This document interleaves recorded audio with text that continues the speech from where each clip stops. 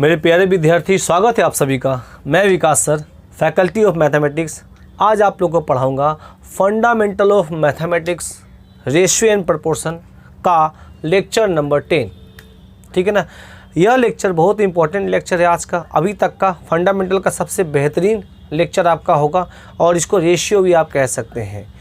तो सर बहुत बेहतरीन तरीके से देखिए, टॉपिक लिखा हुआ है सर। आज हम पढ़ाएंगे directly proportional and inversely proportional. Hindi में कहते हैं अनुक्रमानुपाती, इसे कहते हैं व्युत्क्रमानुपाती या विलोमानुपाती।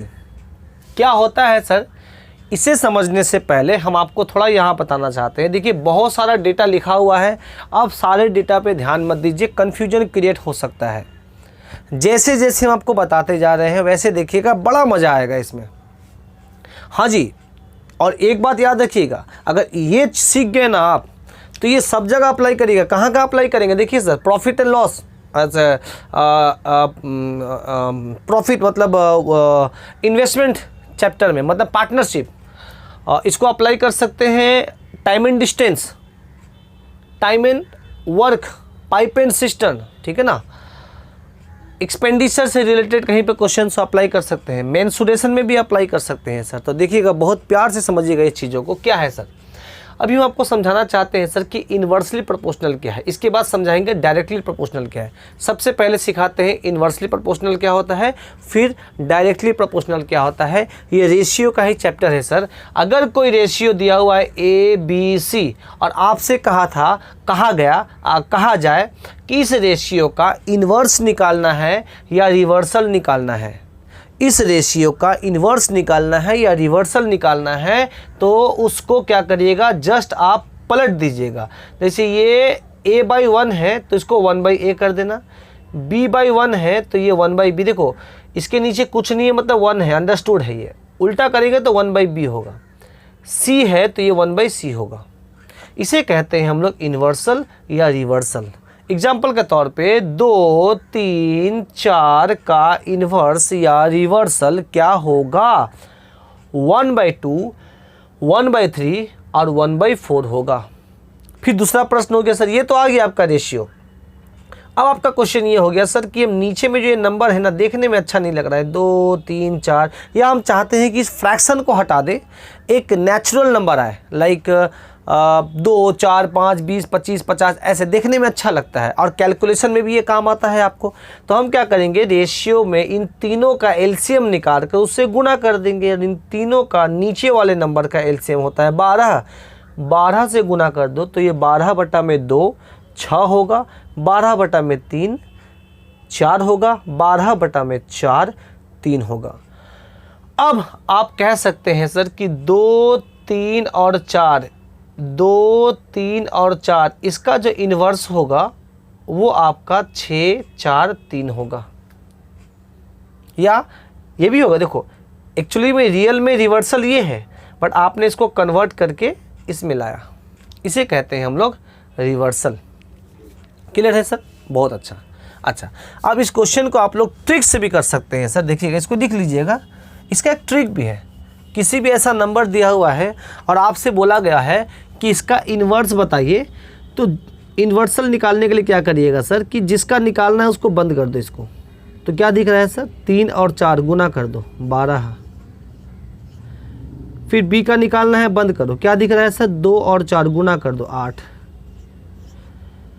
C को बंद कर दो, क्या दिख रहा है सर, 2 और 3 6। अब ये कट रहा है तो काट दो सर, 2 का पहाड़ा से कटेगा। देखिए वापस से आपका पहला जैसा ही आंसर आया सर। तो ये जो अभी बताएं ये आपका ट्रिक है, आप दोनों तरीके से इसको कर सकते हैं सर। तो ये हो गया मेरा रिवर्सल की कहानी। इसको आप लोग वीडियो को पॉज करके लिख सकते हैं। नेक्स्ट आइए सर, इन्वर्सली प्रोपोर्शनल और डायरेक्टली प्रोपोर्शनल होता क्या है, इसको जानने से पहले हम आपको पहले एक इक्वेशन बताना चाहते हैं। ऐसा एक इक्वेशन जिसमें कोई एक क्वांटिटी किसी 2 क्वांटिटी के मल्टीप्लिकेशन पर डिपेंड करता है, या कोई एक यूनिट किसी 2 यूनिट के गुणनफल पर डिपेंड करता है। एग्जाम्पल देते हैं, इस पेन का दाम है 50 रुपया, सपोज करो इस पेन का दाम है 50 रुपया। 4 पेन खरीदेंगे, 4 कितना पैसा देना पड़ेगा सर? आप बोलेंगे 50 गुणा 4, 200 रुपया। तो ये 200 रुपया आपका खर्च हो गया। ये 200 रुपया खर्च किस पर डिपेंड कर रहा था? पेन, एक पेन का दाम कितना है और आपको कितना पेन खरीदना है। अगर एक पेन का दाम 50 रुपया है तो 50 को 4 से गुना करेंगे तो 200 रुपया आपका खर्च हो गया। तो इसका मतलब हमको ये समझ में आ गया कि आपका खर्च डिपेंड करता है पेन का रेट पर, रेट इनटू कंजम्पशन या खपत या क्वांटिटी। आप कितना पेन खरीदे और उस एक पेन का दाम कितना है, गुना कर देंगे आपस में तो आपका खर्च निकल जाएगा। सर एक पेन का दाम था 50 रुपया, आपने 4 पेन खरीदा, आपको देना पड़ेगा 200 रुपया।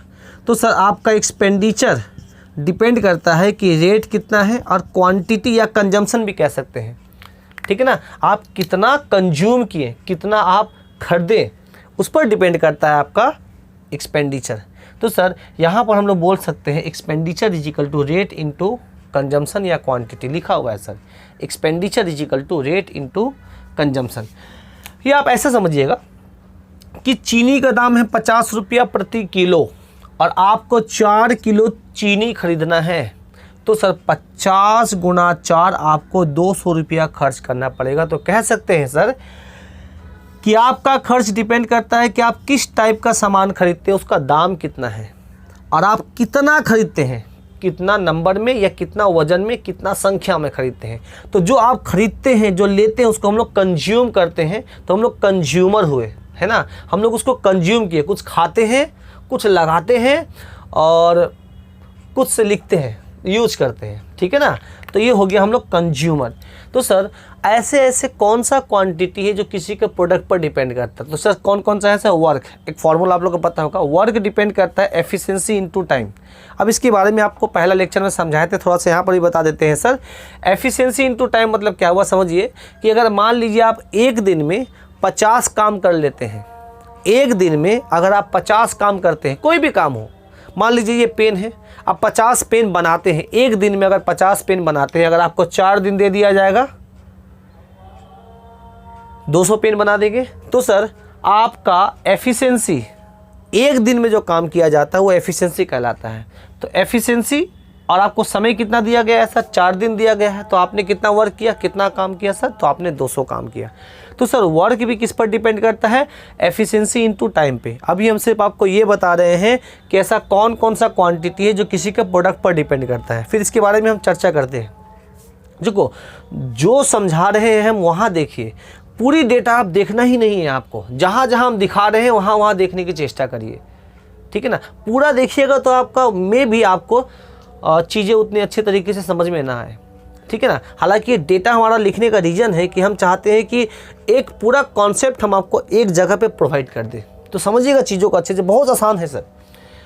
डिस्टेंस इज इक्वल टू होता है वेलोसिटी इनटू टाइम। एग्जाम्पल के तौर पे बताते हैं, वेलोसिटी क्या होता है? 1 घंटा में तय की गई दूरी। डिस्टेंस कवर इन, या 1 घंटा, 1 मिनट, 1 सेकेंड, 1 यूनिट टाइम में कितना दूरी कवर करते हैं, वह कहलाता है हमारा वेलोसिटी या स्पीड। थोड़ा सा अंतर है वेलोसिटी और स्पीड में। वेलोसिटी में डायरेक्शन आपको बताना पड़ेगा और स्पीड में डायरेक्शन की ज़रूरत नहीं है, बस अंतर यही होता है। बट मैथमेटिक्स में आप वेलोसिटी बोलो या स्पीड बोलो, वो दोनों एक ही होता है, ठीक है ना। फिजिक्स में दोनों अलग है। फिजिक्स में वहाँ पर आपको डायरेक्शन एक स्केलर क्वांटिटी होता है, दूसरा वेक्टर क्वांटिटी होता है। वेलोसिटी जो होता है वो स्केलर क्वांटिटी है और जो स्पीड है वो वेक्टर, वेलोसिटी जो है वो वेक्टर क्वांटिटी है और जो स्पीड है वो स्केलर क्वांटिटी है, ठीक है ना। इसके बारे में चर्चा कभी करेंगे। मान लीजिए आपका वेलोसिटी है 50 किलोमीटर पर आवर, मतलब 1 घंटा में 50 किलोमीटर दूरी तय करते हैं। अगर 1 घंटा में 50 किलोमीटर दूरी तय करते हैं और आपको दे दिया जाए 4 घंटा, तो आप 50 गुना 4 200 किलोमीटर की डिस्टेंस कवर कर लेंगे। तो डिस्टेंस इज इक्वल टू होता है वेलोसिटी टाइम। ये देखिए हम आपको फॉर्मूला भी यहाँ पर याद करवा दे रहे हैं कि हाँ जी ये वाला आपका टाइम एंड वर्क और पाइप एंड सिस्टम जब हम लोग पढ़ेंगे तो ये काम आएगा, और टाइम एंड डिस्टेंस पढ़ेंगे तो ये फॉर्मूला काम आएगा। याद रखिएगा, इससे ज़्यादा कुछ नहीं होता है, इन्हीं दोनों फार्मूला को मॉडिफाई करके बड़ा बना देते हैं हम लोग। पढ़ेंगे तो समझ में आएगा। फिर जब हम लोग पार्टनरशिप पढ़ेंगे तो पार्टनरशिप में क्या होता है कि कोई बंदा पैसा लगाता है, कैपिटल, उसको इन्वेस्टमेंट कहते हैं, ठीक है ना। जो कैपिटल लगाता है उसको इन्वेस्टमेंट भी कहते हैं सर। आप मान लीजिए दो व्यापारी है, मान लीजिए मैं हूँ और आप है, आप दोनों, मैं और आप बिजनेस में इन्वॉल्व हुए।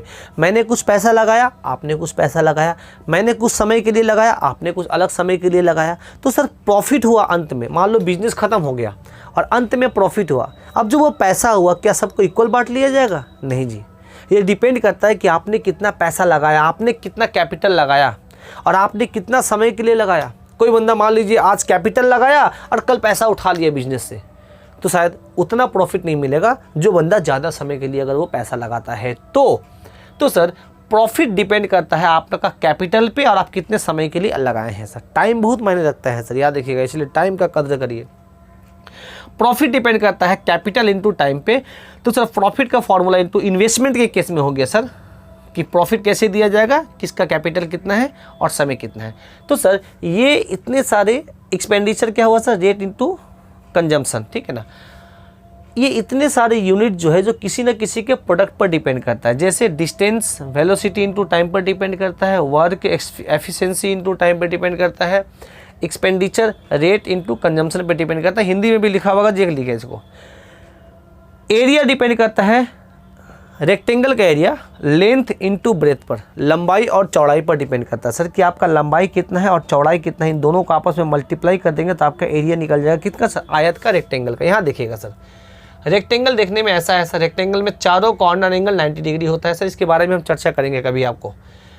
बी मतलब ब्रेथ मतलब चौड़ाई, एल मतलब लेंथ मतलब लंबाई, लंबाई और चौड़ाई को गुना कर देंगे तो ये एरिया निकल जाएगा लेकिन रेक्टेंगल का। अभी फिलहाल याद कर लीजिए, इसे भी हम डिटेल्स में समझाएंगे आपको। तो सर कोई ऐसा क्वांटिटी जो किसी के प्रोडक्ट पर डिपेंड करता है, अगर वो चीज़ यहाँ पे सीखते हैं तो आप सब जगह अप्लाई कर सकते हैं सर। आप इन सब जगह पर अप्लाई कर सकते हैं जहाँ जहाँ ये कॉन्सेप्ट आएगा। तो सर हम आपको यूनिवर्सली सिखा रहे हैं कि कोई ऐसा यूनिट जो किसी के प्रोडक्ट पर डिपेंड करता है। तो डिस्टेंस वेलोसिटी और टाइम पर डिपेंड करता है, वर्क एफिशिएंसी इनटू टाइम के लिए टाइम पर डिपेंड करता है। तो जो कॉन्सेप्ट हम यहाँ सीखने वाले हैं वो सब पर अप्लाई होगा सर। तो आइए सर अब हम लोग स्टार्ट करते हैं अपना इन्वर्सली प्रोपोर्शनल क्या होता है सर। इन्वर्सली प्रोपोर्शनल क्या होता है कि अगर जेड यह यूनिट कांस्टेंट हो जाए, फिक्स्ड हो जाए, सेम हो जाए, नॉट चेंज हो, मतलब चेंज ना हो, एकदम फिक्स्ड रहे, इसको चेंज नहीं करना है। अगर इसको चेंज नहीं करना है तो ये दोनों आपस में इन्वर्स होगा। बस इसको पहले याद करो, हम इसके बारे में बहुत डिटेल में चर्चा करेंगे सर। अगर ये चेंज नहीं करना है तो यह दोनों आपस में इन्वर्स होगा, आपस में इन्वर्स होगा। इन्वर्स मतलब अगर सपोज करो इसका रेशियो दिया है 3:4, अब ये क्या है इसके बारे में चर्चा करेंगे। अगर इसका रेशियो 3:4 है तो इसका रेशियो होगा 4:3, उल्टा हो जाएगा, पलट जाएगा, फ्लिप कर जाएगा। शर्त है कि ये जेड फिक्स्ड होना चाहिए, यह फिक्स्ड होना चाहिए सर। देखिए हम बहुत बारीकी से और आपको प्रेशर देके बोल रहे हैं सर कि ये फिक्स्ड होगा तभी यह दोनों आपस में इन्वर्स होगा, मतलब उल्टा होगा। देखो आइए सर, अभी मैंने आपको इन्वर्सल या रिवर्सल बताया था कि अगर इसका रेशियो दिया है 3:4 तो ऑब्वियस सी बात है x अगर 3:4 है तो y क्या होगा, उसका इन्वर्स होगा क्योंकि यह फिक्स्ड है। इन्वर्स होने का मतलब क्या हुआ, ये 1/3 होगा, 1/4 होगा। अब जब ये 1/3 या 1/4 हो गया, फिर हमने क्या बताया था कि हमको नीचे में ये नंबर देखने में अच्छा नहीं लग रहा है। तो जब दो रेशियो होता है ना तो हम उन दोनों को आपस में ऐसे क्रॉस मल्टीप्लिकेशन कर सकते हैं, सिर्फ 2 में, 3 में ऐसा नहीं करते हैं सर। 4 को 1 से गुना कर सकते हैं और 3 को 1 से गुना कर सकते हैं, मतलब जो भी ऊपर में होगा उसको ऐसे ऐसे गुना कर सकते हैं। तो 4 को यहाँ लाएंगे और 3 को यहाँ लाएंगे तो ये अल्टीमेट 4:3 वापस से यही रेशियो मिल जाएगा सर। तो हम लोग एक चीज़ देख लिए सर कि अगर सिर्फ 2 क्वांटिटी में बात हो, अगर सिर्फ 2 मतलब अगर रेशियो में सिर्फ 2 यूनिट हो तो अगर 2 रेशियो यूनिट किसी रेशियो में अगर 2 यूनिट हो तो अगर वो इन्वर्स हो तो उसका रेशियो क्या होता है सर, फ्लिप कर जाएगा। अगर 2 यूनिट हो और वो इन्वर्स हो तो अगर ये 3-4 है तो ये 4-3 हो जाएगा। याद कर लीजिए इसको सर, ये 3-4 है तो ये 4-3 हो जाएगा। अब ये क्यों होता है इसके बारे में भी हम चर्चा करते हैं अच्छे से, ठीक है ना। आइए सर, उसी तरीके से मैंने यहाँ पे यूनिवर्सली बताया आपको ऐसा कि a x and y is inversely proportional, x और y इन्वर्सली प्रोपोर्शनल होगा या व्युत्क्रमानुपाती होगा या विलोमानुपाती होगा। हिंदी में कंडीशन क्या है कि z must be constant. Z क्या होना चाहिए सर? कांस्टेंट होना चाहिए। जेड कांस्टेंट होगा तो सर एक्स और वाई इन्वर्स होगा। अगर एक्स का रेशियो ए बी है तो वाई का रेशियो 1/a 1/b होगा। यहाँ पे लिख दिए सर, एक्स का रेशियो ए बी है तो वाई का रेशियो 1/a होगा 1/b होगा। और मैंने आपसे कहा था ना कि b को ऐसे ठेल देना, ऐसे ठेल देना, तो ये b हो जाएगा। तो सिंपल समझ लीजिएगा सर, तो एक्स वाई अगर दो का बात चले तो ए बी है तो ये बी ए हो जाएगा। क्लियर है ना? उल्टा लिख देना। अगर ये तीन रेशियो हो ए बी सी, तीन का मान दिया होगा ऐसा, ठीक है ना। मान लीजिए एक्स कोई यूनिट है जहाँ पर ए है, बी है और सी है, तो उसको 1 इन्वर्स क्या होगा? 1/a 1/b 1/c। अब आपको ये भी पता है सर कि हम क्या करना चाहते हैं कि यहाँ से ये ए और बी और सी हटाना चाहते हैं नीचे से, तो हम क्या करेंगे? ए बी सी से मल्टीप्लाई कर देते हैं। इन तीनों का एलसीएम ए बी सी होगा। ए बी सी से मल्टीप्लाई तीनों में करेंगे तो ऊपर का ए और नीचे का ए कट जाएगा, बी सी बचेगा। ए बी सी से मल्टीप्लाई करेंगे तो ऊपर का बी नीचे का बी कट जाएगा, ए सी बचेगा। और ए बी सी से मल्टीप्लाई करेंगे तो ऊपर का सी नीचे का सी कट जाएगा, तो ए सी बचेगा। तो सर आप इसको ट्रिक से भी कर सकते हैं, ये ट्रिक हो गया एक प्रकार का, ठीक है ना। रियल में जो होता है वो ये होता है सर, इन्वर्स। सिंपल सी बात है। और ये हो गया इन्वर्सली प्रोपोर्शनल हमारा। तो सर ये कहाँ कहाँ अप्लाई होगा? ये इन सब जगह अप्लाई होगा सर। जैसे एग्जांपल देते हैं कि अगर आपका डिस्टेंस कांस्टेंट है, डिस्टेंस फिक्स्ड है, समझिएगा अच्छे से। अगर डिस्टेंस आपका फिक्स्ड है, डिस्टेंस आपका फिक्स्ड है तो वेलोसिटी टाइम का क्या हो जाएगा? Inversely proportional. समझाते हैं सर। अब ये मिटाते हैं।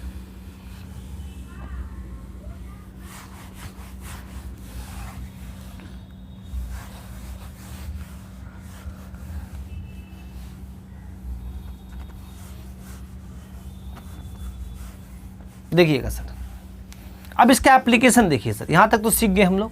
अब ये क्यों हुआ ऐसा, इसका रीजन को समझिए। अच्छा, अगर मान लो कि एक बंदा है ए, दूसरा बंदा है बी,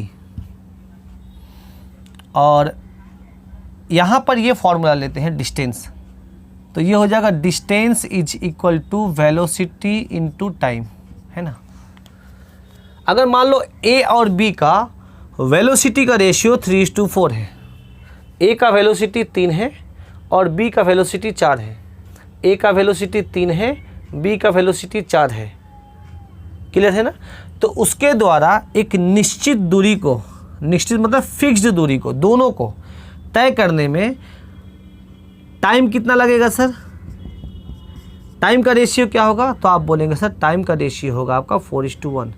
मतलब अगर 3 का स्पीड से जाएगा तो इसको समय 4 लगेगा, और ये 4 का स्पीड से जाएगा तो इसको समय 3 लगेगी। इसको समझने का थोड़ा सा हम चेष्टा करते हैं सर अच्छे से। देखिएगा, आप मान लो कि हम लोग जो रेस में दौड़ते हैं, जो ट्रैक होता है वो सेम होता है। 100 मीटर का दौड़, 200 मीटर का दौड़, तो वहाँ पर क्या हो, जो डिस्टेंस कवर करना है वो सेम हो गया। इसका मतलब जो डिस्टेंस है वो सेम हो गया, मतलब कांस्टेंट हो गया। तो सर जीतेगा कौन? सर जीतेगा वह जिसका वेलोसिटी ज़्यादा है या स्पीड ज़्यादा है। क्यों सर? क्योंकि जो कम समय लेगा वो जीत जाएगा, और कम समय वही लेगा जिसका वेलोसिटी ज़्यादा है। तो इसका मतलब समझ गए कि सर अगर डिस्टेंस को फिक्स कर दिया जाए तो जिसका वेलोसिटी ज़्यादा होगा उसको समय कम लगेगा, और जिसका वेलोसिटी कम होगा उसको समय ज़्यादा लगेगा। तो सर एक बढ़ रहा है तो दूसरा घट रहा है, इसे कहते हैं इन्वर्स, इन्वर्सली प्रोपोर्शनल। क्या कहते हैं सर? इन्वर्सली। और उसका सिंबल होता है सर इन्वर्सली का कि x is inversely proportional to y। इसका सिंबल होता है, मैंने नहीं बताया था, पहले वाला वीडियो में लिखा हुआ है, टॉपिक में लिखा हुआ है, ज़रा देख लीजिएगा इसको। ये इन्वर्सली प्रोपोर्शनल का सिंबल हो गया सर कि x is inversely proportional to y। तो सर इस केस में हम लोग क्या बोलेंगे सर, बहुत अच्छे से समझिएगा सर, कि अगर ये z कांस्टेंट हो जाए तो x y आपस में इन्वर्स होगा। मतलब अगर ये 3-4 है तो ये 4-3 होगा, या अगर ये 4-3 है तो ये 3-4 होगा। इसी को यहाँ पे समझिए। तो हमने क्या बताया कि मान लो कि एक बंदा है, मान लो ये एक बंदा है ए, इसका वेलोसिटी है 30 किलोमीटर पर आवर, और इस बंदे का वेलोसिटी है 40 किलोमीटर पर आवर। सपोज करो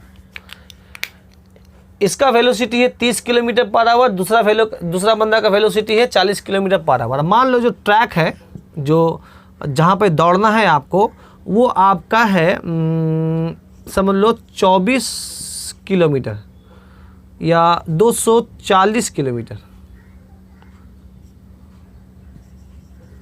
240 किलोमीटर का ट्रैक है। मतलब ये जो ट्रैक है, ये जो रास्ता है, आपको जो दौड़ना है, मान लो ये 240 किलोमीटर दौड़ना है, सपोज करो।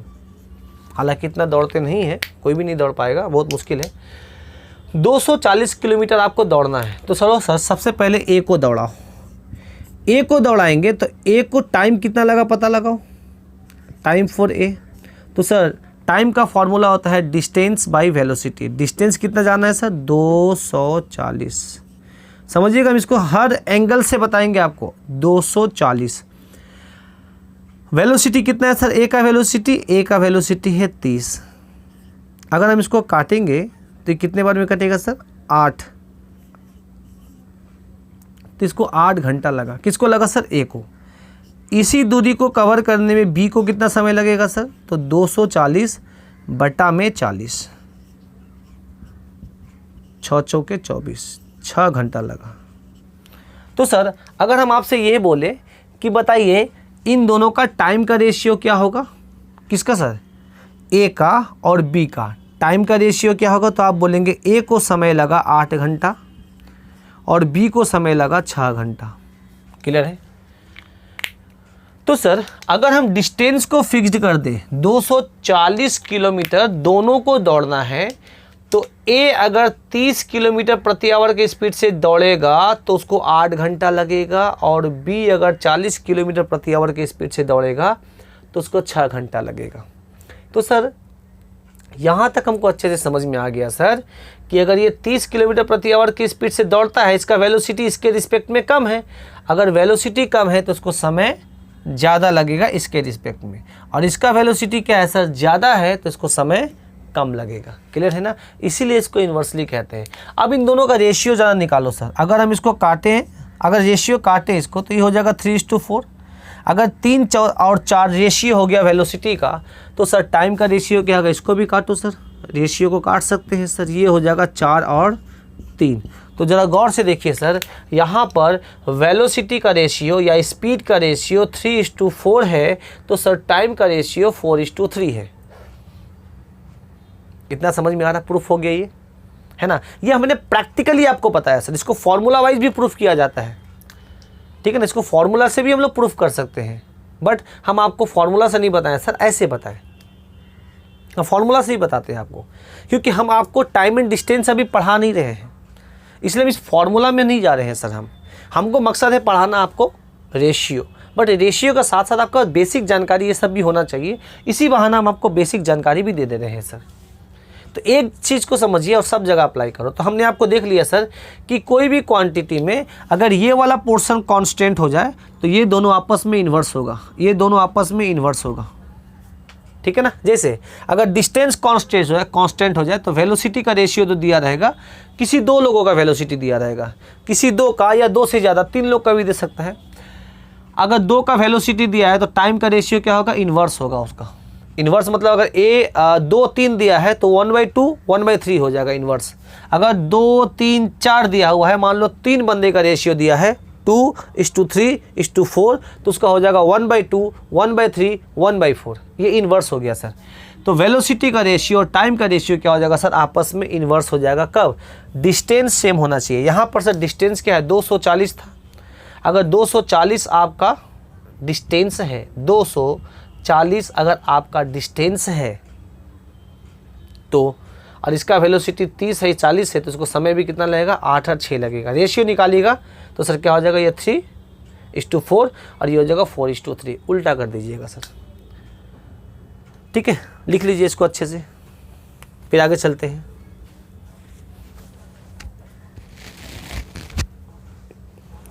अब देखिए सर, एक और एग्जांपल से समझा देते हैं आप लोग को कि इसको प्रूफ करते हैं सर। देखिए, मान लो कि एक सामान खरीदने गए, मान लो ये हमने खरीदा मान लीजिए शुगर, और यहाँ पे राइस खरीदा, ठीक है ना। शुगर का दाम है 30 रुपया प्रति किलो, 30 रुपया पर केजी, और राइस का प्राइस है आपका 40 रुपया प्रति केजी पर केजी, और आपके पास है सिर्फ 240 रुपया, आपका 240 रुपया ही आपके पास है। मतलब पिताजी ने आपको 240 रुपया दिया, मतलब आपका खर्च क्या है, एक्सपेंडिचर क्या है, कांस्टेंट है, एक्सपेंडिचर कांस्टेंट है। तो जो रेट का रेशियो होगा ना सर, कंजम्पशन का रेशियो, खपत का रेशियो, जो आप खाएंगे, जो आप खरीदेंगे, उसका रेशियो उल्टा होगा। रेट अलग अलग है तो आपका सामान भी अलग अलग मिलेगा सर। शर्त यह है कि पैसा सेम होना चाहिए, ये चेंज नहीं है सर। अब या तो आप शुगर लेना है या तो आपको राइस लेना है, तो चलिए सर पूरे 240 रुपया का शुगर अगर खरीदेंगे तो सर आपका कितना कंजम्पशन होगा, कितना खरीदेंगे। तो सर 240 रुपया में अगर हम 30 किलो के हिसाब से शुगर खरीदेंगे, 1 किलो शुगर का दाम आपका 30 रुपया, तो सर 240 रुपया में क्या हो जाएगा सर, 240 रुपया में 240 बटा में 30 बराबर 8 केजी आपको शुगर मिलेगी। अगर हम खरीदना चाहें सर 240 रुपया में ही आपका राइस खरीदना चाहें तो आपका 40 के भाव से 6 केजी मिल जाएगा आपको राइस। अब इसमें क्या हो गया सर, सेम चीज़ अगर हम ये देखें रेट, इसको कहेंगे रेट। अब फॉर्मूला कैसा बन गया सर, अब यहाँ पे ऐसा बन गया कि एक्सपेंडिचर इज इक्वल टू हो गया आपका रेट इनटू कंजम्पशन। अगर रेट का रेशियो 3:4 हो, रेट का रेशियो 3:4 हो तो कंजम्पशन का रेशियो क्या हो जाएगा सर, 4:3 होगा।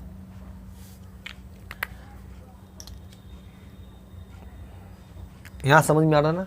तो इसे हम लोग कहेंगे इन्वर्सली प्रोपोर्शनल। तो सर एग्जाम में एग्जामिनर आपको इतना नहीं समझाएगा, इसको सेंटेंस में लिखा हुआ रहेगा। ऐसे लिखा रहेगा कि सपोज करो, अभी सिंपल आपको दे रहे हैं कि शुगर और राइस का प्राइस का रेशियो 3:4 है, 3:4 है। तो बताइए उसका कंजम्पशन का रेशियो क्या होगा यदि खर्च सेम हो तो, एक्सपेंडिचर सेम हो तो। आगे ये सब आपको बहुत काम आएगी, धीरे धीरे हम चीज़ों को समझाएंगे। तो आशा है सिर्फ आपको ये समझा पाए होंगे कि सर अगर ये कांस्टेंट हो जाए तो ये दोनों आपस में इन्वर्स होगा, ठीक है ना। आइए सर, ये तो कॉन्सेप्ट से हम लोगों ने पढ़ा सीखा, एक और एग्जांपल देंगे तो क्लियर और अच्छे तरीके से होगी सर। देखिएगा, आप लोग मार्केट में जाते हैं,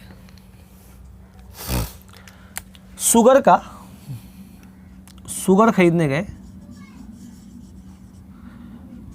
पहले उसका दाम था 30 रुपया पर केजी और अब वो बढ़ के हो गया 40 रुपया पर केजी। भाई दाम तो बढ़ता है ना, घटता तो नहीं है, बहुत कमी सी चीज़ें तो घटती है। तो सर 30 रुपया से 40 रुपया हो गया, तो सर ये क्या हो गया, शुगर का रेट का रेशियो 30 रुपया से 40 रुपया हो गया।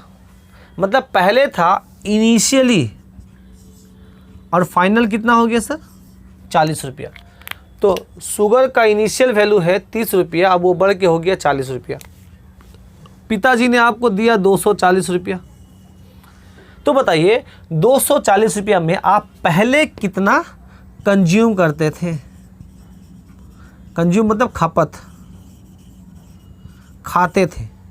तो सर आप बोलिएगा पहले जब 30 रुपया करके था तो 8 केजी शुगर खाते थे। अब ले बाबा दाम बढ़ गया, पैसा तो उतना ही है। अगर आपका दाम बढ़ गया, पैसा उतना है, तो सर आपको कंजम्पशन घटाना पड़ेगा। तो सर क्या देखिए, अगर दाम बढ़ जाता है तो कंजम्पशन को कम करना पड़ता है। अब आपका जो कंजम्पशन है, जो चीनी है, वह 6 किलो ही मिलेगा आपको। अब वह जो शुगर है वो आपको 6 किलो ही मिलेगा। इसका मतलब हम लोग एक चीज़ अच्छे से समझ गए सर कि अगर रेट का रेशियो 3 और 4 है तो सर कंजम्पशन का रेशियो आपका 4-3 होगा। यहाँ पर रेट बढ़ गया है तो यहाँ पर कंजम्पशन घट गया है। क्यों सर? क्योंकि आपका खर्च जो है वो सेम है। तो आशा है कि ये चीज़ समझाने में हम सक्षम हुए होंगे कि सर इन्वर्सली प्रोपोर्शनल कब होता है, जब जेड कांस्टेंट हो तो ये दोनों आपस में इन्वर्स होता है। और ये सब जगह अप्लाई कर सकते हैं सर कि अगर मान लो वर्क कांस्टेंट हो कि आपको 240 पेन ही बनाना है, एक बंदा एक दिन में 30 पेन बनाता है, दूसरा बंदा एक दिन में 40 पेन बनाता है, तो सर इस 30 पेन एक दिन में बनाता है तो इसको 240 पेन बनाने में 8 घंटा लगेगा।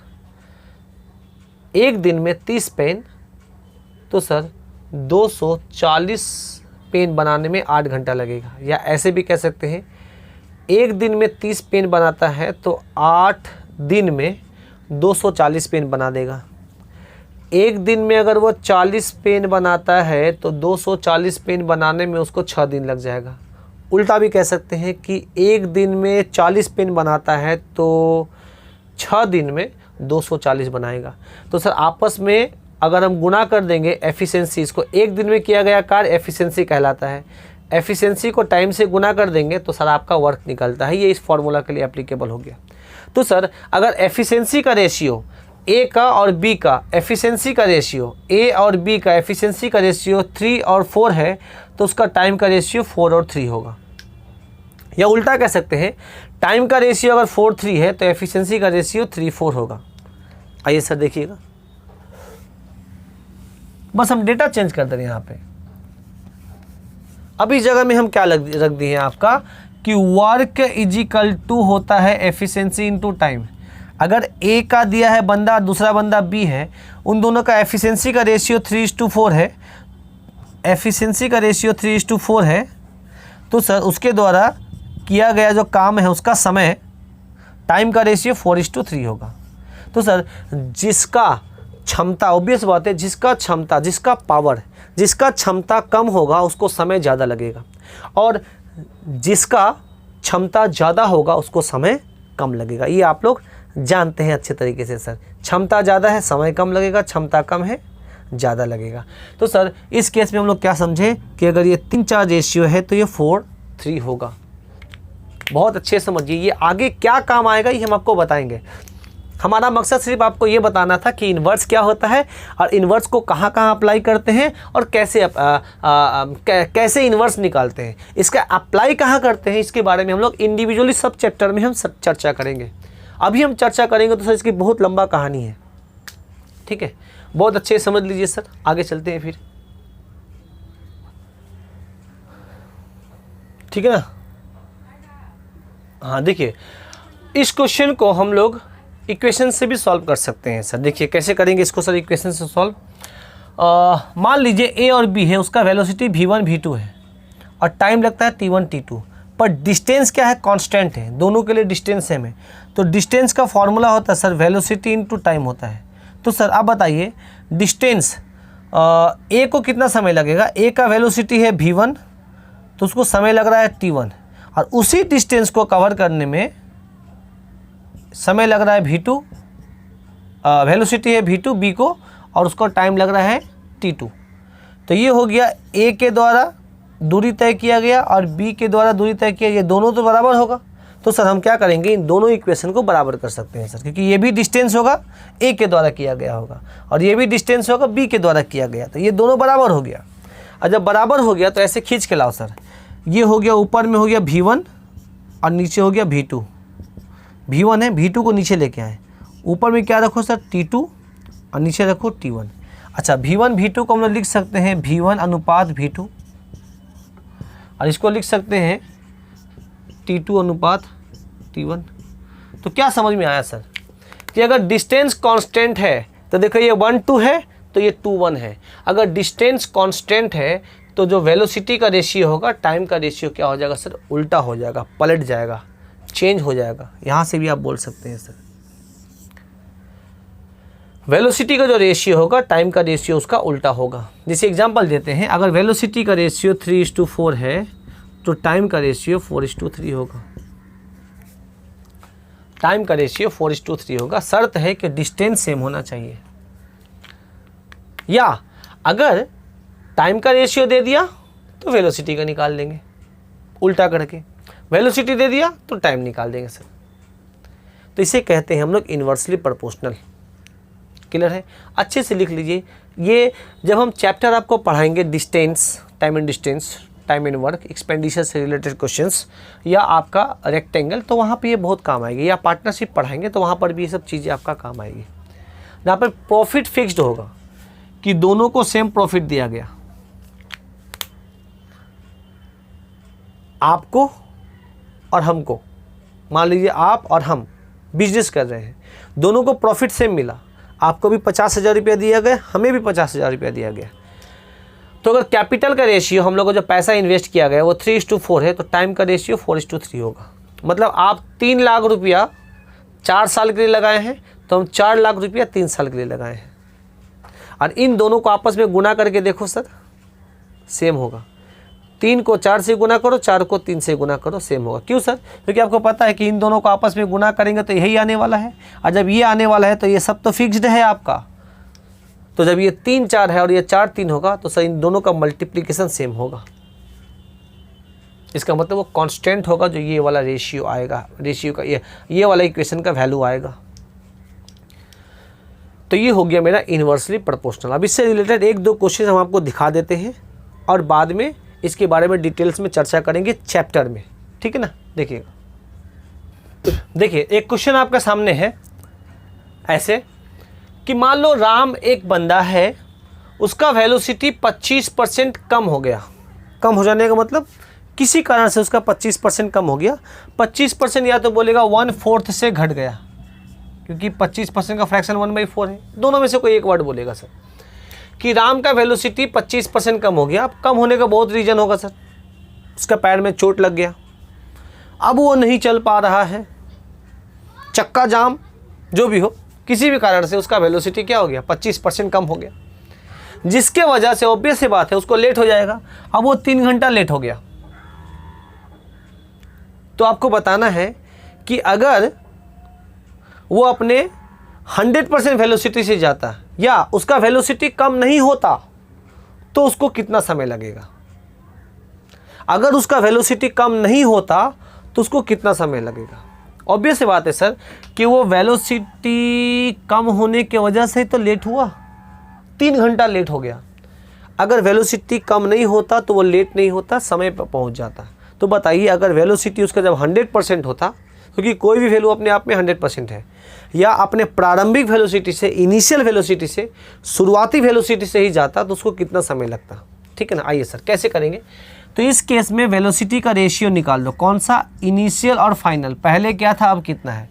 तो सर 25% से घट जाने का मतलब क्या हुआ, हम कह सकते हैं ना कि अगर उसका वेलोसिटी 100% था तो वो 25% घट गया, मतलब 75% हो गया। तो उसका रेशियो कितना आएगा सर, 4:3। एक तो तरीका ये हुआ, रेशियो निकाल दिए सर वेलोसिटी का, इनिशियल वेलोसिटी, फाइनल वेलोसिटी। बंदा एक ही है सर, पहले उसका वेलोसिटी ये है, बंदा विकास सर ही है, बट पहले वेलोसिटी था 4, अब वेलोसिटी हो गया 3। क्योंकि सर परसेंटेज दिया है तो सर हम रेशियो निकाल सकते हैं, रेशियो दिया है तो परसेंटेज निकाल सकते हैं। इसके बारे में हम चर्चा किए हैं आपको। या आप ऐसा कह सकते हैं कि पहले उसका वेलोसिटी 4 था, अब क्या हुआ, 1 घट गया। तो पहले 4 था तो 1 घट गया, 3 हो गया सर। तो सर टाइम का रेशियो क्या होगा सर, क्यों सर, वेलोसिटी और टाइम आपस में इन्वर्स होता है। क्यों सर, क्योंकि डिस्टेंस कांस्टेंट है। उसी दूरी को जाता था पहले इतना समय में, अब वो पैर में चोट लग गया तो उसी दूरी को जाता है 3 घंटा लेट में। तो सर इस क्वेश्चन में आपका डिस्टेंस कांस्टेंट है, तो वेलोसिटी टाइम का रेशियो उल्टा होगा। इसका मतलब जब वो अपने 100% वेलोसिटी से जाता था तो उसको 3 समय लगता था, और जब उसका वेलोसिटी कम हो गया तो अब उसको 4 समय लग रहा है। तो सर वो 1 समय ज़्यादा ले रहा है, और इसीलिए तो लेट हो गया। पहले 3 लेता था समय और अब वो 4 ले रहा है, इसका मतलब 1 लेट हो गया, और इस 1 का मान क्वेश्चन में दिया गया है 3 घंटा। जब 1 का मान 3 घंटा हो गया तो पहले कितना समय लेता था, 3 यूनिट। तो 3 को 3 से गुना कर दो तो ये हो जाएगा 9 घंटा पहले लेता था।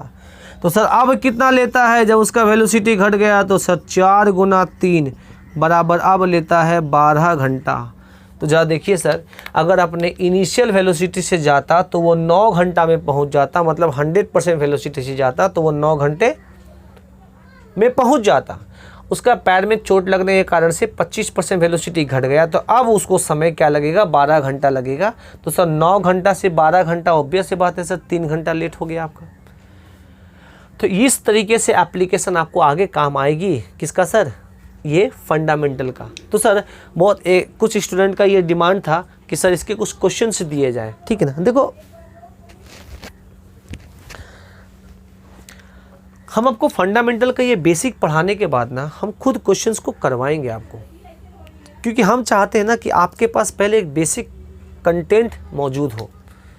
हाँ, ये चीज़ हो सकता है कि सर एक टॉपिक पढ़ा या इससे रिलेटेड कुछ छोटे छोटे क्वेश्चंस हम आपको दे दें, ये चीज़ किया जा सकता है, बट वो उतना बहुत ज़्यादा फ्रूटफुल नहीं होगा, क्योंकि अभी हम चाहते हैं कि सिर्फ कॉन्सेप्ट बना लो। ये 10-12 लेक्चर आएंगे आपका, यहाँ से अगर कॉन्सेप्ट आपका बन जाएगा तो फिर आपका जो बेसिक क्वेश्चन हम आपको कराएंगे इंडिविजुअल हर एक चैप्टर में, तो सब हम चर्चा करते हुए जाएंगे। ऐसी बात नहीं है सर कि आप यहाँ पे वर्क एंड एफिशिएंसी चर्चा किए तो वहाँ चर्चा नहीं करेंगे, वहाँ पर डिटेल में चर्चा करेंगे। बट तब तक आपके पास इतनी सारी जानकारी होगी तो सर वो चीज़ समझना आपके लिए आसान होगा, आप भटकेंगे नहीं। आपके मन में यहाँ वहाँ के क्वेश्चन नहीं आएगा सर कि अगर ऐसा होता तो क्या करते, वैसा होता तो क्या करते, इस तरह के जो क्वेश्चंस आते हैं ना वो नहीं आएंगे आपके मन में। इसीलिए हम आपको पूरा बेसिक बता देते हैं, ठीक है ना। आइए सर नेक्स्ट आते हैं। नेक्स्ट प्रश्न आपका स्क्रीन पर आइए। ऐसा समझिए कि चीनी का दाम बढ़ गया, ठीक है।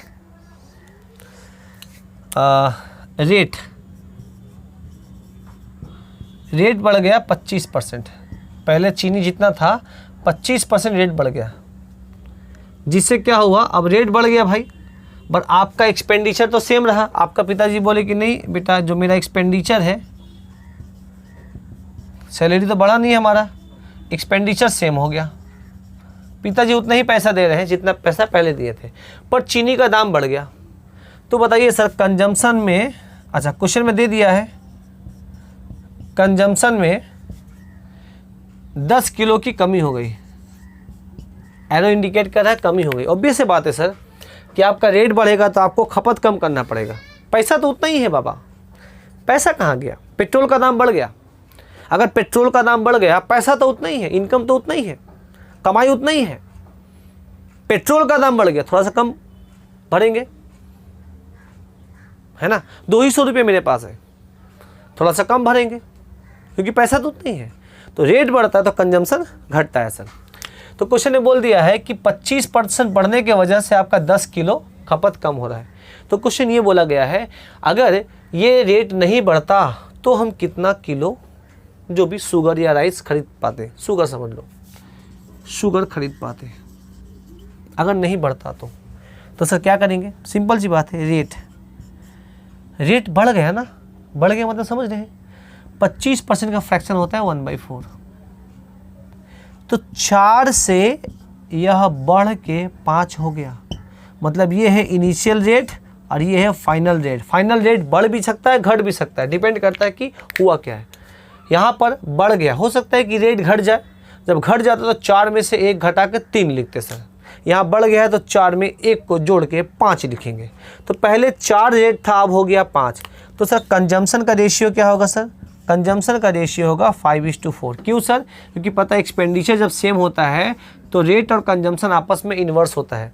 तो रेट का रेशियो सर देखिएगा, एग्जामिनर डायरेक्ट ये रेशियो दिया नहीं है, आपका ये परसेंटेज दे दिया। इस परसेंटेज से रेशियो निकालेंगे, रेशियो को फ्लिप कर देंगे तो सर कंजम्पशन का रेशियो आ जाएगा।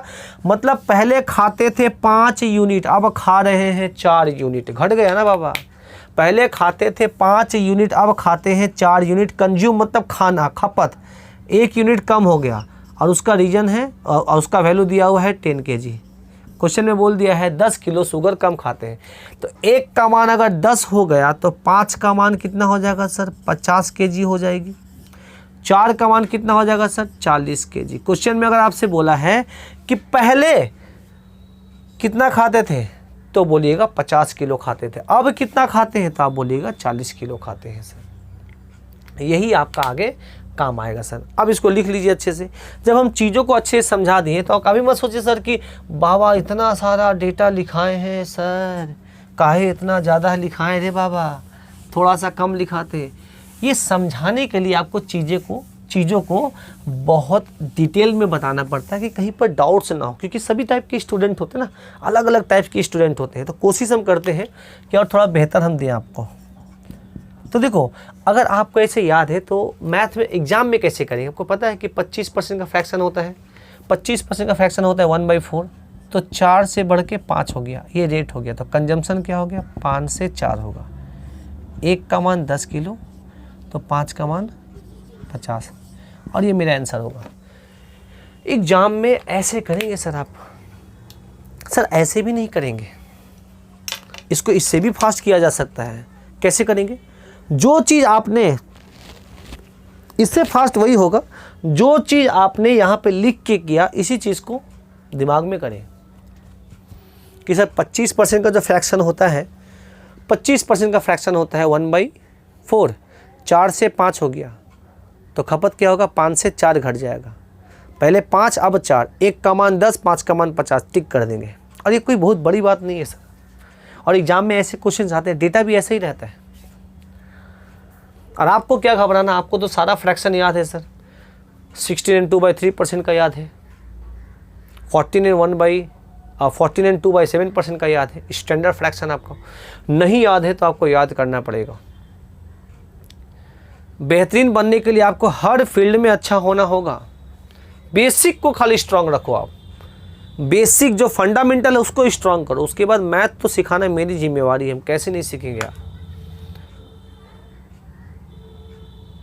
ठीक ना। हम चीज़ों को और थोड़ा सा इम्प्रूव करेंगे। अभी कुछ दिनों से थोड़ा सा हेल्थ इशू चल रही है हमारी, इसलिए उतना ज़्यादा फोकस नहीं कर पा रहे हैं, ठीक है। थोड़ा सा अगर ये सुधार होगी तो हम आप लोग को और बेहतर प्रोवाइड करेंगे। थोड़ा सा आशा है कि इससे बेहतर प्रोवाइड करेंगे, ठीक है। कंटेंट आपको समझ में आता होगा। May be picture quality, sound quality वैसा नहीं है सर, बहुत बेहतर नहीं होगा, बट हाँ आपको चीज़ें हम समझा पाएंगे अच्छे से। कहीं पर छोटी छोटी डाउट्स हो सकती हैं तो पूछिएगा आप लोग ज़रूर, हम कोशिश करेंगे कि उसका जवाब दें। ये हो गया सर, ये आपका हो गया इन्वर्सली प्रोपोर्शनल का कॉन्सेप्ट। अब आ गया सर डायरेक्टली प्रोपोर्शनल क्या होता है सर, ये टॉपिक। डायरेक्टली प्रोपोर्शनल क्या होता है, देखिएगा सर, Z = अगर XY है, अब इस केस में पहले ये कांस्टेंट था, अब इन दोनों में से कोई एक कांस्टेंट हो जाए, जैसे ये x कांस्टेंट हो गया तो Z और Y क्या हो गया, डायरेक्टली प्रोपोर्शनल। तो क्या लिखेंगे, इफ x कांस्टेंट तो Z is directly proportional to Y। ये डायरेक्टली प्रोपोर्शनल का सिंबल है। और इस केस में डायरेक्टली प्रोपोर्शनल में सर याद रखिएगा, Z का जो रेशियो होगा Y का भी रेशियो वही होगा। डायरेक्टली में चेंज नहीं होता है सर, डायरेक्टली में चेंज, इन्वर्सली में चेंज होता है, क्योंकि सर एक यूनिट बढ़ता है तो दूसरा घटता है। डायरेक्टली में चेंज नहीं होता है। इन सब के बारे में भी चर्चा करते हैं एग्जाम्पल से सर, समझिएगा। डायरेक्टली में अगर मान लो ये है तो सर ये इन दोनों का रेशियो क्या होगा सर, Y और Z का रेशियो कांस्टेंट होगा। इसके बारे में भी चर्चा करते हैं। या उल्टा कहेंगे आपको, या तो X कांस्टेंट हो तो ZY आपस में डायरेक्टली प्रोपोर्शनल, और Y is directly proportional to Z। मतलब अगर Z का रेशियो AB दिया है तो Y का भी AB होगा, या Y का रेशियो AB दिया है तो Z का भी AB ही होगा। दूसरा कंडीशन इसमें क्या है, इसी में अब X कांस्टेंट ना हो के Y कांस्टेंट हो गया, तो सर इस केस में अगर Y आपका कांस्टेंट हो जाए, इफ Y कांस्टेंट फिक्स्ड हो जाए तो Z is directly proportional to X और X is directly proportional to Z। मतलब अगर इसका रेशियो हम आपका XY दे दें तो इसका भी रेशियो आपका XY होगा, या MPM दे दे तो ये भी PM होगा। या एल वाई दे दो तो ये भी एल वाई होगा। रेशियो चेंज नहीं होता सर डायरेक्टली प्रोपोर्शनल में। अब जरा समझते हैं सर डायरेक्टली प्रोपोर्शनल है क्या सर, देखिएगा।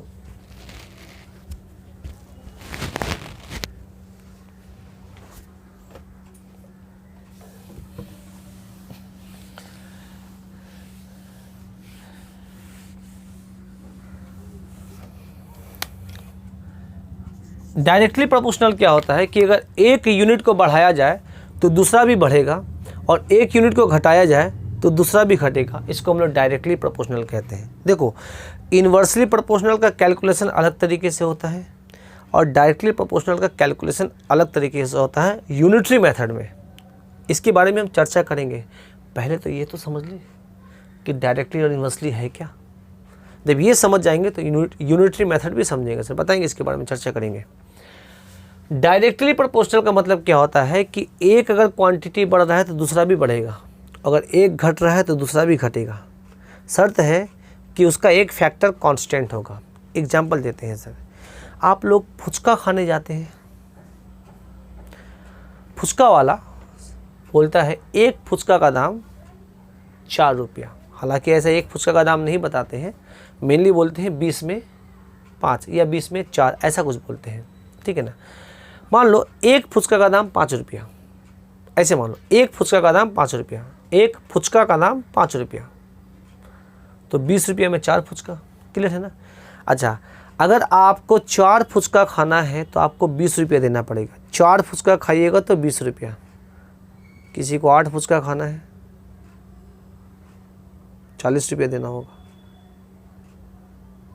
12 फुचका खाना है 60 रुपया देना होगा। फुचका बढ़ रहा है तो पैसा भी बढ़ रहा है। क्यों सर? क्योंकि फुचका का रेट फिक्स्ड है, वो 5 रुपया ही रहेगा। ये नहीं सर कि थोड़ा ज़्यादा खाएंगे तो कम कर दीजिए। वो अलग बात है कि वो नेगोशिएट हो जाता है।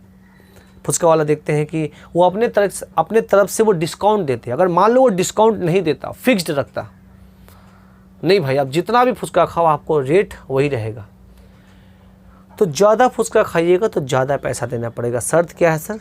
रेट फिक्स्ड होना चाहिए, रेट चेंज नहीं होना चाहिए। क्लियर है ना? बहुत अच्छे से आइएगा देखिएगा। तो सर इस केस में हम जानते हैं कि एक्सपेंडिचर डिपेंड करता है मेरा रेट पे और कंजम्पशन पे। कंजम्पशन मतलब खपत। अगर रेट को फिक्स्ड कर दे तो एक्सपेंडिचर और कंजम्पशन दोनों का रेशियो जो होगा वो डायरेक्टली प्रोपोर्शनल होगा सर, दोनों डायरेक्टली प्रोपोर्शनल होगा। एग्जाम्पल के तौर पे हम समझाते हैं। मान लो आप एक फुचका खाते हैं, एक फुचका, और मान लीजिए एक हो गया फुचका चाट फुचका, ठीक है ना। तो सिर्फ फुचका खाइएगा तो उसका दाम पड़ेगा 4 रुपया। सॉरी गलती बोल दी है, ऐसे समझिए, इसको हम ऐसे समझाते हैं कि मान लो ये है ए और ये है बी, दो बंदे हैं। फुचका का रेट फिक्स्ड है 5 रुपया पर पीस, फिक्स्ड है। एक बंदा आया वो 40 रुपया लेकर आया, दूसरा बंदा आया 50 रुपया लेकर आया। तो बताओ 40 रुपया में 5 रुपया के हिसाब से उसको कितना फुचका खिलाया जाएगा? तो आप बोलेगा 8 खा लेगा वो। कौन? ए। भाई बी कितना खाएगा? 10 खा लेगा। कौन? बी। इसका मतलब क्या हुआ? अगर रेट फिक्स्ड हो जाए तो दोनों का पास जो खर्च है, एक्सपेंडिचर, वो अलग अलग है। एक के पास 40 रुपया है, दूसरा के पास 50 रुपया है, तो सर कंजम्पशन भी वो लोग का दोनों का अलग अलग होगा, है ना। अब इसका रेशियो निकालो सर। अगर काटेंगे तो ये रेशियो आएगा 4:5, मतलब उसका एक्सपेंडिचर का मतलब खर्च का जो रेशियो है वो 4:5 है। तो सर कंजम्पशन का रेशियो निकाल के देखो तो सर वो भी 4:5 होगा। इन दोनों का रेशियो सेम है सर। क्यों सेम है? क्योंकि आपको पता है सर कि रेट फिक्स्ड है और आपका इन दोनों में या तो x या तो y, दोनों में से कोई एक फिक्स्ड हो जाए तो अन्य जो बच गया वो z के साथ डायरेक्टली प्रोपोर्शनल होगा और उसका रेशियो सेम होगा। रेशियो चेंज नहीं होता है डायरेक्टली प्रोपोर्शनल में। याद रखिएगा, लिख लीजिएगा, in directly proportional ratio must be same. अगर ये 4:5 रेशियो है तो ये 4:5 ही होगा, ठीक है ना। बहुत अच्छे से देख लीजिए इसको, ठीक है। तो यहाँ तक हम लोगों ने क्लियर समझ लिया क्या सर, कि एक्सपेंडिचर का और कंजम्पशन का रेशियो सेम होगा, रेट कांस्टेंट होना चाहिए। आप ऐसे समझिए सर, ये इक्वेशन है, इन दोनों में से कोई एक कांस्टेंट होगा तो अन्य डायरेक्टली प्रोपोर्शनल होगा। जैसे कैपिटल फिक्स्ड हो गया तो ज़्यादा प्रॉफिट उसको मिलेगा जो पैसा ज़्यादा देगा, पैसा ज़्यादा देगा, प्रॉफिट जो ज़्यादा समय के लिए, सॉरी गलती बोल दी, कैपिटल फिक्स्ड हो गया तो ज़्यादा समय के लिए जो पैसा लगाएगा उसको प्रॉफिट ज़्यादा मिलेगा, कम समय के लिए पैसा लगाएगा प्रॉफिट कम मिलेगा। शर्त क्या है सर, शर्त क्या है सर, शर्त आपका है कि कैपिटल फिक्स्ड होना चाहिए। दोनों ने 2-2 लाख रुपया लगाया, 2-2 करोड़ रुपया लगाया, फिक्स्ड होना चाहिए। अच्छा, किसी ने टाइम फिक्स्ड कर दिया कि 2 साल के लिए पैसा लगाएंगे, तो जिसके पास कैपिटल ज़्यादा है प्रॉफिट ज़्यादा मिलेगा, कैपिटल कम प्रॉफिट कम, इन्वर्सली डायरेक्टली प्रोपोर्शनल होता है। मान लो किसी ने 4 पैसा लगाया, किसी ने 5 पैसा लगाया, तो प्रॉफिट भी 4 और 5 के अनुपात में मिलेगा। एग्जाम्पल दिए हम आपको, वेलोसिटी कांस्टेंट हो गया तो सर डिस्टेंस कौन ज़्यादा कवर करेगा, जिसको समय ज़्यादा मिलेगा। दोनों का वेलोसिटी फिक्स्ड है 40 किलोमीटर पर आवर, दोनों का वेलोसिटी, दो बंदा का वेलोसिटी 40 किलोमीटर पर आवर है। ज़्यादा डिस्टेंस कौन कवर करेगा, जिसको ज़्यादा समय दिया जाएगा। एक को दिया गया समय 4 घंटा, दूसरा को समय दिया गया 5 घंटा, तो ऑब्वियस बात है 5 घंटा वाला दूरी ज़्यादा तय कर लेगा विथ रिस्पेक्ट टू 4 घंटा। एग्जाम्पल यहाँ पे देंगे तो आपको क्लियर समझ में आएगा। मान लो कि दोनों का वेलोसिटी 5 किलोमीटर पर आवर है, ऐसे देखिएगा, ठीक है ना, ऐसे। यहाँ इसको मिटाते हैं,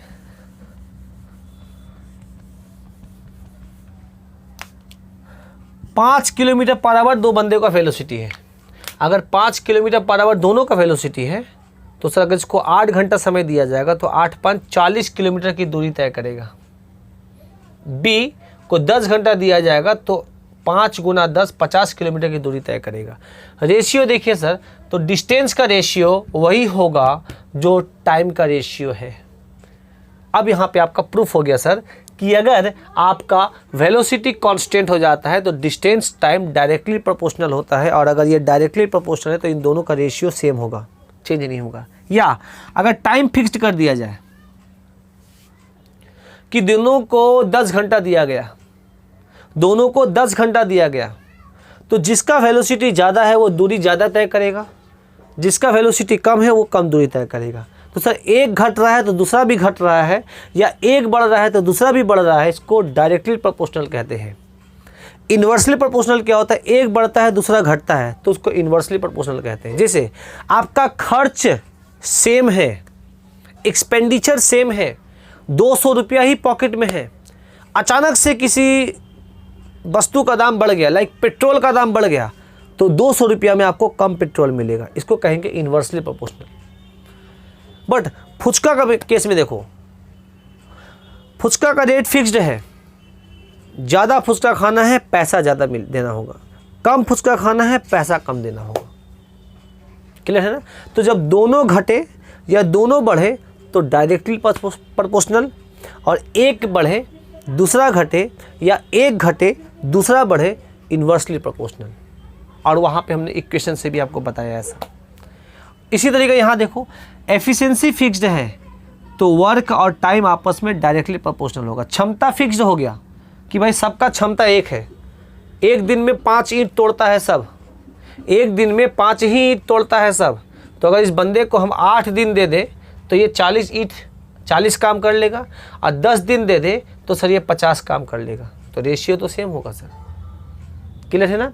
दूसरा, रेट फिक्स्ड है, सपोज करो रेट, चीनी का रेट 5 रुपया ही पर किलो है, तो अगर आपको 8 किलो खाना है, 5 रुपया के हिसाब से चीनी का दाम है 5 रुपया पर केजी, 8 किलो खाना है तो 40 रुपया दो, और अगर 10 किलो खाना है तो 50 रुपया दो। तो ये खर्च का रेशियो, एक्सपेंडिचर का रेशियो और आपका कंजम्पशन का रेशियो सेम होगा, शर्त है कि रेट कांस्टेंट होना चाहिए। तो इसको कहते हैं हम लोग डायरेक्टली प्रोपोर्शनल सर, ठीक है ना। आइए सर, डायरेक्टली प्रोपोर्शनल में रेशियो चेंज नहीं होता है, अगर वो 3:2 है तो वो भी 3:2 ही होगा सर। मेन देखो डायरेक्टली प्रोपोर्शनल उतना ज़्यादा काम नहीं आती है, काम आती है आपका इन्वर्सली प्रोपोर्शनल, ठीक है ना। इसका कैलकुलेशन भी हम समझाएंगे, पहले आपको समझा देते हैं डायरेक्टली और इन्वर्सली क्या होता है सर। एक इसका एग्जांपल लेते हैं, distance is equal to velocity into time है।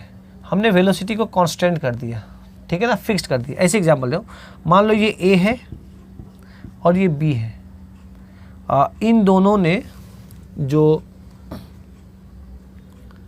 वेलोसिटी दोनों का फिक्स्ड हो गया। दोनों का वेलोसिटी कितना है सर, इसका भी वेलोसिटी भी है, ए का भी भी है, बी का भी है। तो समझिएगा अच्छे से, तो ए ने कितना दूरी तय किया होगा, d1, तो आप बोलेंगे वेलोसिटी इनटू टाइम t1 लगा होगा, क्योंकि इसका वेलोसिटी क्या है, ए का भी है, बी का भी है। तो ए d1 दूरी, मान लिए कि d1 दूरी तय किया होगा, उसको समय लगा है t1। अच्छा, बी ने, ये बी का यहाँ इसे लिखते हैं, बी ने d2 दूरी तय किया, तो वेलोसिटी इनटू उसको t2 समय लगा। अब आइए सर कैलकुलेट करो, इन दोनों में भी कॉमन है, तो यहाँ का भी निकालो सर। तो v इजिकल टू क्या हो जाएगा सर, डिस्टेंस d1/t1, इसका वेलोसिटी क्या हो जाएगा सर, d2/t2। अभी दोनों बराबर है, इसको इक्वेशन 1 मानो, इसको इक्वेशन 2 मानो, दोनों को बराबर कर दो। यहाँ लिख देते हैं, दोनों को बराबर कर देंगे तो सर ये हो जाएगा d1/t1, क्योंकि दोनों वेलोसिटी है, दोनों तो सेम है, और ये हो जाएगा d2/t2। अब देखो d2 को यहाँ लेके आओ और t1 को ऊपर लेके जाओ, तो t1 यहाँ चल जाएगा और ये d2 नीचे आ जाएगा। तो d1/d2, तो ये हो जाएगा d1 अनुपात d2 बराबर हो गया t1 अनुपात t2। इसका मतलब क्या हुआ, ये प्रोपोर्शनल हो गया। देखो मैंने आपको पढ़ाया था कि बराबर का मतलब क्या होता है सर, प्रोपोर्शनल, इसलिए तो कहते हैं डायरेक्टली प्रोपोर्शनल। तो देखो यहाँ पर भी 1 2 और यहाँ पर भी 1 2, मतलब ये d1 का है तो ये t1 का है, ये d2 का है तो ये t2 का है। मतलब आपका डिस्टेंस का जो रेशियो होगा, टाइम का रेशियो आपका सेम होगा। ये आपको इसको ऐसे भी प्रूफ कर सकते हैं सर। हम ये सब डिस्टेंस में अच्छे से पढ़ाएंगे, टाइम एंड डिस्टेंस में। अभी रेशियो में हम जस्ट आपको ऐसा बता दिए, क्लियर है ना। तो ये आशा है कि ये समझ में आया होगा आप लोग को अच्छे से। बढ़िया से वीडियो को देखिएगा और डायरेक्टली प्रोपोर्शनल, इन्वर्सली प्रोपोर्शनल को समझने की चेष्टा करिएगा सर। तो सर फाइनल टच देते हैं आप लोगों को, ये समझा दिए, अब आपको इसको याद करिए। एग्जाम में कोई एक्सपेरिमेंट मत करना भाई आप लोग, कि बैठ के एक्सपेरिमेंट करेंगे ऐसा काहे हुआ, कि अगर z इजिकल टू xy कोई ऐसा इक्वेशन है, ये कांस्टेंट है, तो इन दोनों का रेशियो आपस में इन्वर्स होता है। अगर ये 2 3 है तो ये 1/2 और 1/3 होगा। अच्छा, अगर 2 3 4 ऐसा रेशियो दिया है, 3 अगर क्वांटिटी का यहाँ पे कंपैरिजन दिया है, तो ये 1/2 1/3 और 1/4 होगा। चूँकि आपको ये पता है कि सिर्फ 2 रेशियो का बात करें, 2 यूनिट अगर दिया हो तो उसको आपस में इंटरचेंज कर देंगे तो ये पलट जाएगा, 3:2 होगा। बट सर यहाँ पे 3 है तो इसको कोई पलटने का चांस ही नहीं है सर। इस केस में हम लोग क्या करेंगे, इसका एलसीएम निकालेंगे जो होगा 12। 12 से गुना करेंगे तो ये हो जाएगा 12/2, ये हो जाएगा 12/3 और ये होगा 12/4। काटेंगे तो सर ये 4 बार में कटेगा, 6 बार में कटेगा, ये 4 बार में कटेगा और ये 3 बार में कटेगा। तो ये हो गया आपका क्या सर, अगर x का रेशियो ये है तो y का रेशियो ये होगा। अच्छा, इस केस में हमारा क्या हुआ सर, देखो अल्टीमेट होता क्या है, ये 1/2 और ये 1/3 है ना इन्वर्स। हम इसको क्या करते हैं, इसका एलसीएम 6 से मल्टीप्लाई करते हैं। तो ये 6 में अल्टीमेट क्या छुपा हुआ है सर, छुपा हुआ है 2 और 3 ही छुपा हुआ है ना। तो ये ऊपर में 2 3, देखो गुना करेंगे तो 2 × 3 और नीचे में है 2, और ये हो जाएगा 2 × 3 और नीचे में क्या है 3। तो अल्टीमेट ये देखो, ये 2 से 2 कट जाएगा, ये 3 से 3 कट जाएगा, ठीक है ना। तो अल्टीमेट इसीलिए क्या होता है, ये पलट जाता है ऐसे। तो इसे याद रखिएगा कि अगर ये 2 3 है तो ये 3 2 हो जाएगा। बट इस केस में ऐसा मत करना कि ये 2 3 4 है तो हम कर दिए 4 3 2। बहुत से हम लोग हड़बड़ी में रहते हैं, फट से कर देते हैं इसे। 3 वाले केस के लिए ऐसा उल्टा नहीं करते हैं सर। 2 में हम लोग पलट देते हैं, 3 में पलटते हैं। देखिए सर, ये रेशियो और ये रेशियो क्या बराबर है? नहीं सर। 2 में पलटते इसलिए है सर कि जब इसको इन्वर्स करते हैं तो ये आपस में फ्लिप कर जाता है, क्योंकि ये ऐसे आ जाता है, ये ऐसे आ जाता है। पर 3 में ऐसा कुछ होता ही नहीं है। ठीक है, तो आशा है कि ये सब चीज़ आपको अच्छे से समझ में आया होगा। एक बार इसको अच्छे से नोट्स बना के अपने कॉपी में एक बार अच्छे से नोट्स बना लीजिए और नोट्स बना के इसको रिवीजन जरूर करिएगा आप लोग। धीरे धीरे कॉन्सेप्ट आपका इम्प्रूव करेगा। तो आशा है कि फंडामेंटल में इतना सफिशिएंट है आपको चीज़ों को समझने के लिए। नेक्स्ट क्लास एक आपका रेशियो का और आएगा, जहाँ पे किसी 2 रेशियो का बीच का गैप को कैसे इक्वल करते हैं वो आपको समझाएंगे और उसका एप्लीकेशन बताएंगे कि इसका यूज कहाँ होता है। ठीक है ना? तो आज का क्लास हम यहीं पे समाप्त करते हैं। आप सभी का बहुत बहुत धन्यवाद।